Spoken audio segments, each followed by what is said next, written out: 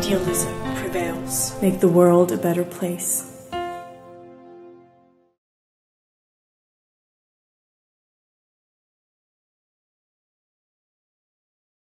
Hello, Mr. Rucker. It's a pleasure having you here. Would you just introduce yourself maybe a little bit? So what is your field of experience and what are you working on?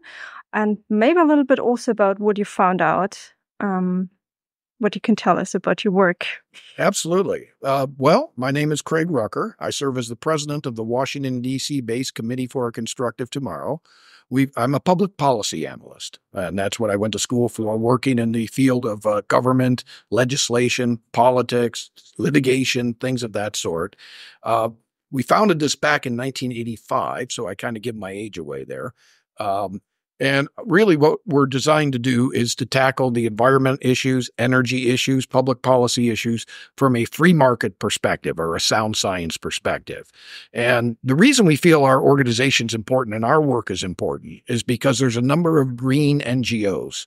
They're prevalent in America, but they're also prevalent over here. And I name names like Greenpeace, the Sierra Club, the Audubon Society, and others that claim to represent the environment.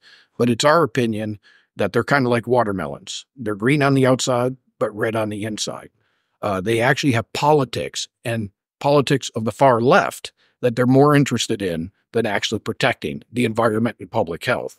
So hence we felt there was a need for another organization like ours to emerge with scientists and credibility to speak out on these issues and protect the public and the public interest. Is it not like we're always talking about the climate, and you mentioned the environment, and Yes. I think it's a very important difference to make because, like as you said, they're always talking about the climate and not the environment. What is your opinion on that? Well, I think they're in contrast. I actually think this whole climate issue shows the hypocrisy of the environmental movement. On the one hand, they're making this claim that small amounts or increases in carbon dioxide, which we know from Earth's history was much higher than it is today. Today, it's around, 420 parts per million? Historically, it's been over 1,000 parts per million in the distant past, and life flourished. So they're really upset about that, a small increase coming from the Industrial Revolution forward. And they say that that's an apocalypse. Meanwhile, the green energy solutions they're proposing, putting in solar farms, wind farms, getting into electric vehicles, those things are actually trashing the planet. In America, we have a president who's putting in some 30,000 megawatts of offshore wind. He's doing this about 25 miles off the eastern seaboard, going from the Carolinas clear up to Massachusetts. This is right in the lanes of about 30 whale species. Some of these are critically endangered, like the right whale. That's actually the name of a whale. And these windmills have been shown through the pile driving, the noises they create, to actually hurt whales' navigation. And we've had an unprecedented number of whales wash up dead on our beaches, like a 400% increase in the number of whales since they've been putting these things up. And the green movement doesn't care. They're actually in favor of these wind farms going up right in the habit. Now, if this was oil or gas, you better believe they'd be out there protesting. And even one whale died, that'd be the end of it. But it shows that they're not interested. By the way, we have the same in Wyoming with wind farms being put in golden eagle and bald eagle habitat. We have carcasses of these eagles piling up. What's the green position? Well, if a few birds have to die to save the climate, we're good with that. Meanwhile, they're supporting also renewable energy such as electric vehicles, rare earth minerals that have to come from places in Africa that use child labor, cobalt, slave labor, Uyghur labor in China. No problem. No human rights violations here. These groups expose themselves on the climate issue as having nothing to do with the environment. They are interested in pushing a radical environmental agenda that reflects their far left political leanings. Why do you think they're doing that? So what is their aim? What is their end goal of doing that? Well, I would like to say that it's noble. There's been about, there will be now 29 Conference of the Parties on climate change since they started this back in the early 90s. I've been to 25 of them. So I'm speaking not as somebody from a distant perspective, but somebody who's been in the climate negotiations through numerous U.S. presidents. I can tell you this, whatever their aims are, it's not about climate change. How do we know this? Because the leaders don't walk the walk. You look at the leaders, whether they're Al Gore, John Kerry, other people, they're flying private jets. They are driving limos when they're there. They're eating red meat. They are not following any of this. If they truly believe there was a planetary crisis, they would do something about their own lifestyle.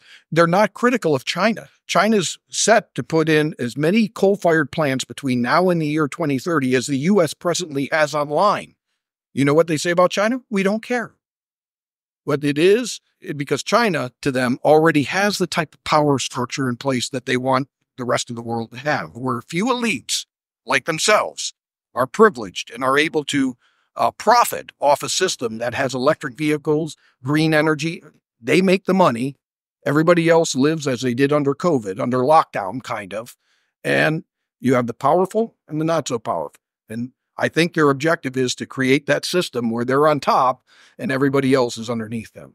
Speaking of a lockdown, there are voices who say that there could be, like the next great thing could be a climate lockdown, where they're kind of, they restrict us on flying, on using cars, on, I don't know, plastics, for example. Do you believe in that? Do you think that I don't think it's whether I believe it or not. To be honest with you, they're already doing that. France just limited travel under 2 hours. It's not even allowed in France. They already are talking about other restrictions in urban areas as to whether you can have cars in them at all, because they want you to use public transportation. They're already implementing this agenda.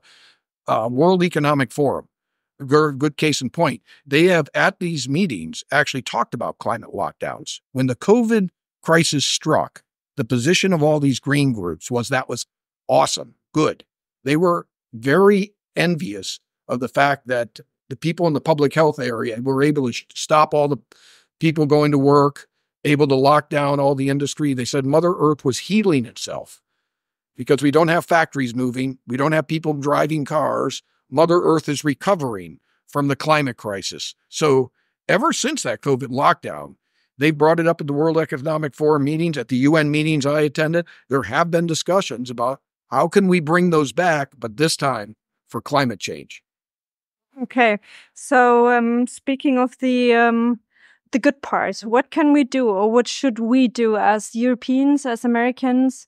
What are the odds that we can change something? Oh, they're tremendous. We are working against the same odds as you have in many cases. I mean, it's a little more steep in Europe, but broadcasts like yours, people need to support them. The conferences like this you need to go to. They'll defund and demonetize these things, and they might not get a tax write-off. You know what? So be it. In America, they did the same thing. We give money anyway. It need to be a giving culture. And in fact, when they demonetize and take away the rights of people who are speaking the truth, like this broadcast, and the people inside, that should give you more incentive to want to fund them. And you shouldn't just do it whether you can write it off on your taxes or not. So that's one thing.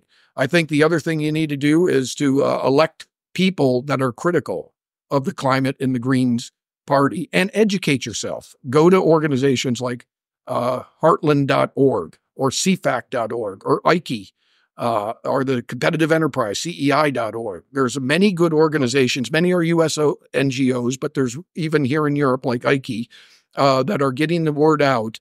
Often we exchange information with each other. And I think having more conferences like we have right here is a good first start. I'd like to see this become an annual event. That would be great. But I'm talking about people who have never heard of that conferences and who still believe like they're going on the streets. They still believe in this narrative, and they're going on the streets and telling other people, okay, don't drive, don't fly. How do we reach these people? And I think they're the majority as. Well, they may be, but if you look at the polling, the vast majority of people who are hardened on the climate issue is not as big as many people think. We use an expression in America that the support of the climate people is a mile wide, but it's an inch deep. It's not a passionate interest. A lot of people, if you just ask them casually, do you believe it? They'll say, yeah. But if you provide them a few facts and just talk to them, you may not change their opinion right away. We usually say they have to hear it from 3 different sources. they over time will say, maybe I still don't buy it, but there's a question about that. And they'll start doing it. It's incumbent that we get a hardened core of people that are willing to be brave enough and courageous enough to start speaking out, and they generate the interest. You're not going to get the people moving. If they've been on this track for a long time, they're not going to overnight go to this track. It's going to take a little bit of time. But if you continue to get the word out, educate people, I think that, we've seen remarkable success in our country, but it took a lot of work. It's not something that you can just do and let everybody else do and say, somebody needs to go out there. You need to go out there and do that. That's a nice those are nice last words. Thank you very much, Mr. Rucker. All right. Thank you. Thanks for your work also. And back at you. I'm really excited that you're out there and wish you the best of success. Thank you.